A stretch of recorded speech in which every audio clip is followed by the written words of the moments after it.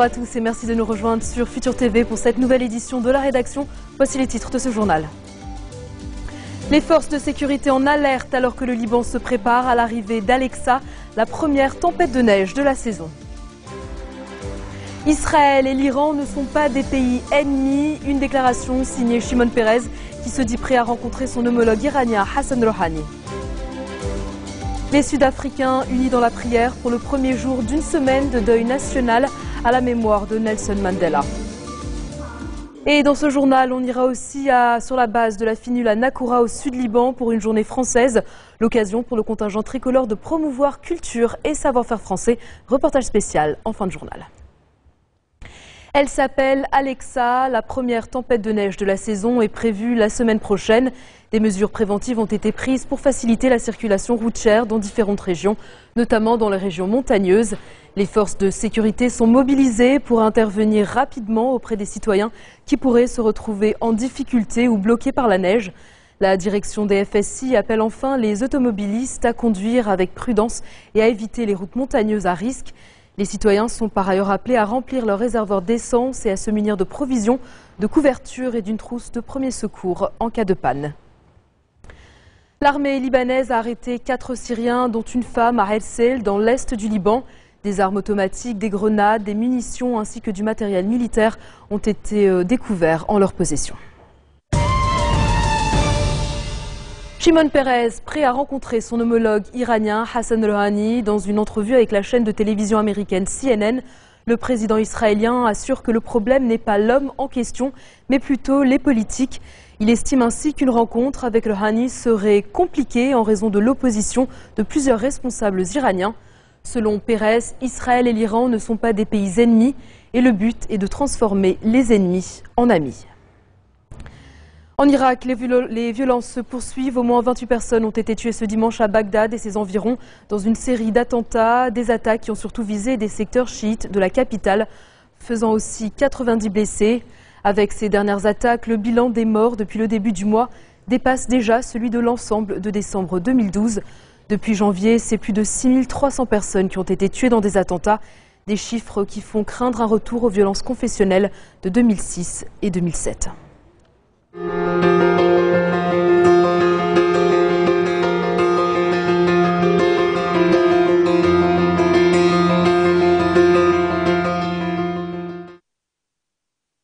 Dimanche de prière en Afrique du Sud pour Nelson Mandela. C'est aujourd'hui que commence officiellement la semaine de deuil national dans le pays. Dans toutes les églises, c'est en mémoire de Madiba que la bougie du deuxième dimanche de l'Avent a été allumée. Dans ce pays aux religions et aux croyances très diverses, le président Jacob Zuma a appelé tous ses concitoyens à prier et méditer sur la vie de Nelson Mandela et ce qu'il a apporté au monde. Devant la maison familiale à Johannesburg, les fleurs et les messages d'amitié et de reconnaissance continuent de s'accumuler. Un hommage national doit avoir lieu demain au Parlement sud-africain, avant une cérémonie officielle mardi au stade de Soweto. Barack Obama, François Hollande ou encore Ban Ki-moon doivent y assister. Les funérailles auront lieu samedi prochain à Kounou, le village du père de la nation arc-en-ciel. Ils sont accueillis comme des sauveurs en République centrafricaine. Les militaires français ont commencé à se déployer hors de Bangui, la capitale, et dans l'ouest du pays.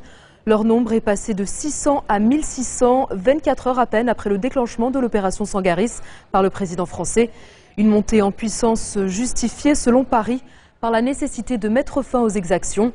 Les violences entre musulmans et chrétiens ont fait près de 400 morts depuis jeudi.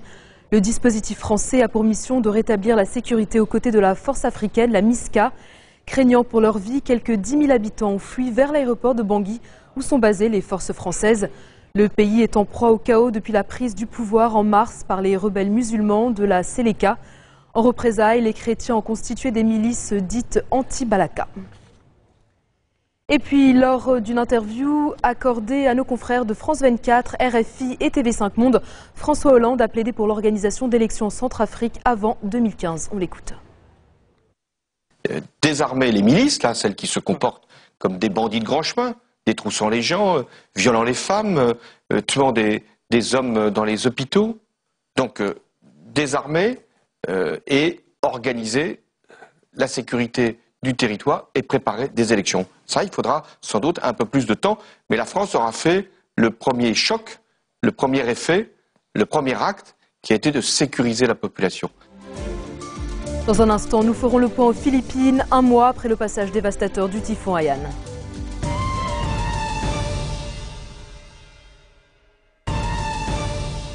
Retour sur le plateau de l'info de Futur TV. Un mois après le passage du typhon Haiyan sur le centre des Philippines, les rescapés vivent toujours parmi les ruines. Ils mangent et dorment dans ce qui ressemble à d'immenses terrains vagues. Après les premiers secours, il s'agit à présent de travailler à une réhabilitation sur le long terme.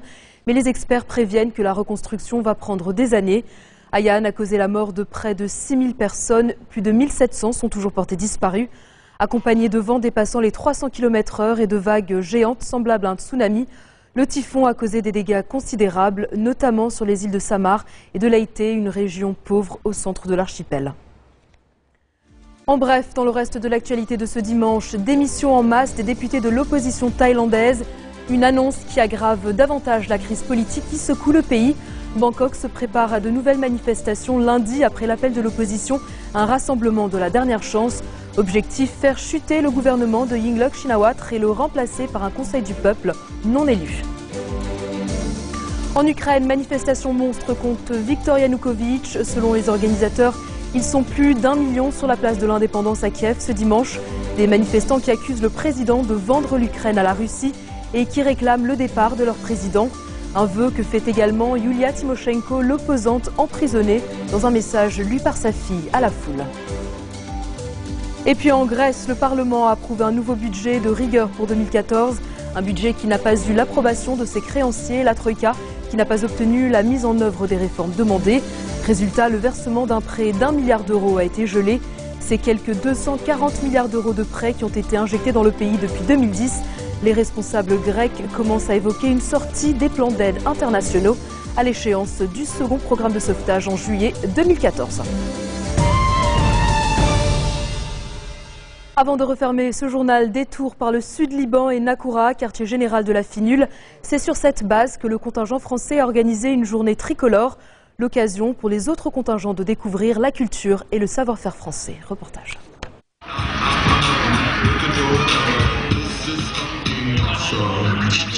Il est 7h30 sur la base de Nakoura, le QG de la force onusienne au sud-Liban. Sous cette tente dressée sur la place de France, ces soldats viennent récupérer leur numéro de dossard. Ils sont ghanéens, autrichiens ou encore chinois. Plus de 15 pays sont représentés. Ils participent à la French Race, une course annuelle de 10 km organisée par le contingent français. On a préparé avec les gens de Der Kifa et les gens d'ici de Nakoura. On s'est mis en relation et les gens de Nakoura sont plus occupés de la partie parcours et la partie organisation technique arrivée d'Ossar, c'est plus les gens de Der Kifa. On s'est répartis comme ça les rôles et au final ça donne très bien. On a eu beaucoup d'inscriptions hier et avant-hier, donc grâce notamment à l'affichage et à la publicité qu'on a fait. Donc en fin de compte, on a 220 coureurs au départ, ce qui fait 50-60 de plus que l'an dernier. Donc c'est une bonne réussite au niveau de ce côté-là. Et pour réussir, il faut bien s'échauffer. Tour de piste, étirement, à chacun sa méthode. Un peu plus loin, ces militaires sri-lankais jettent un dernier coup d'œil au parcours. Comme tous les coureurs, ils espèrent remporter l'épreuve.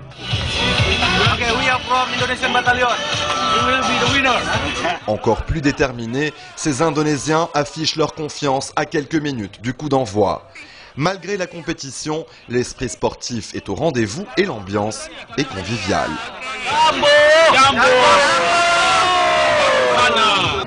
Sur la ligne de départ, les participants s'impatientent.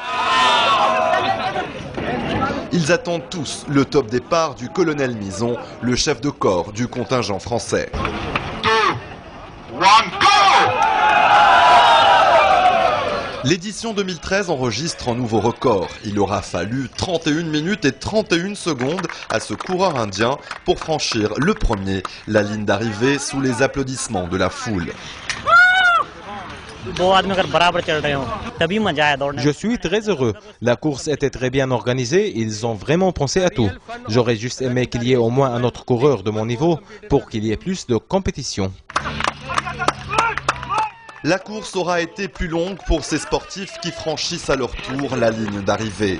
Satisfaits ou déçus de leur performance, c'est avec le sourire qu'ils découvrent leur classement. 46 minutes et 55 secondes, c'est le temps enregistré par le sergent Nicolas du contingent belge. Assez physique. Malheureusement, ça fait pas longtemps que je suis arrivé ici dans le théâtre d'opération, donc j'ai pas eu le temps vraiment de me préparer physiquement. Ah bon, ça s'est bien passé quand même. En tant que militaire, normalement, on est toujours censé être prêt, donc voilà. Mais la fin, juste la descente pour bien relâcher, bien. Et l'ambiance, multinationale comme ça, on sort un petit peu de son théâtre, de sa mission, ça change les idées et ça permet de découvrir d'autres personnes, donc c'est bien. Comme toute course, que ce soit un marathon, un 10 km ou plus court, c'est toujours un bonheur de franchir la ligne d'arrivée. Puis autour, en plus, avec tous les gens et toutes les nationalités représentées sur la place d'Armes, ça fait quelque chose. Une cohésion saluée par le chef du contingent français qui a lui aussi pris part au challenge sportif. Cette épreuve sportive est quand même une épreuve sportive assez difficile, puisque c'est une épreuve sportive de 10 km avec un dénivelé assez important.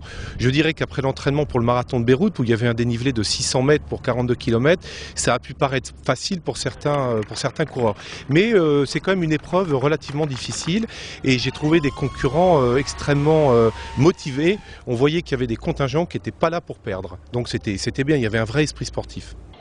Cette année, la course s'inscrit dans le cadre de la French Day. Culture et savoir-faire français étaient au rendez-vous de cette journée tricolore. Chaque contingent de l'UNIFIL est responsable de l'organisation d'une épreuve sportive qui vise à permettre aux contingents de mieux se connaître. Et nous avons souhaité, nous, valoriser cette activité purement sportive par une démonstration de matériel et de capacité qui permet aux autres contingents de découvrir qu'est-ce que c'est que la FCR, la Force Commander Reserve, puisque, vous le savez, notre mission principale est de travailler au profit de tous les contingents et de toute l'UNIFIL. Donc c'est une manière assez facile de présenter ce que nous sommes, qui nous sommes à tous les contingents de l'UNIFIL.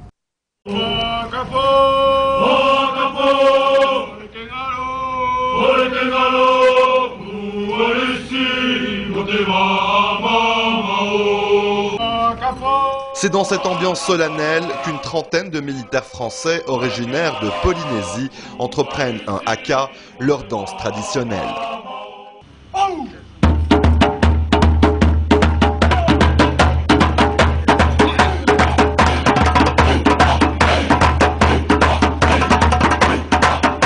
Ce rituel chanté est généralement interprété à l'occasion de cérémonies et de fêtes de bienvenue, mais aussi avant de partir à la guerre.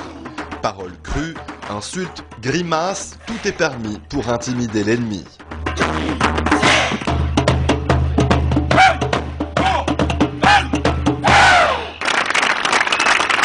Et pour clôturer cette journée française, des tours gastronomiques pour les contingents de la FENUL. Au menu, une dégustation de vin et de fromage pour leur faire découvrir toutes les saveurs de l'Hexagone. C'est la fin de ce journal. Tout de suite, le rappel des titres qui ont marqué l'actualité de cette journée. Les forces de sécurité en alerte alors que le Liban se prépare à l'arrivée d'Alexa, la première tempête de neige de la saison. Israël et l'Iran ne sont pas des pays ennemis. Une déclaration signée Shimon Peres qui se dit prêt à rencontrer son homologue iranien Hassan Rouhani. Les Sud-Africains unis dans la prière pour le premier jour d'une semaine de deuil national à la mémoire de Nelson Mandela. Et puis le contingent français de la FENUL organise une journée aux couleurs de la France pour promouvoir sa culture et son savoir-faire. Merci de votre attention. Retrouvez-nous dès demain 16h40 heure de Beyrouth pour une nouvelle semaine d'actualité. Vous pouvez également nous suivre en ligne sur notre site web ou en téléchargeant notre application mobile. Excellente suite de programmes sur notre antenne et bonne soirée.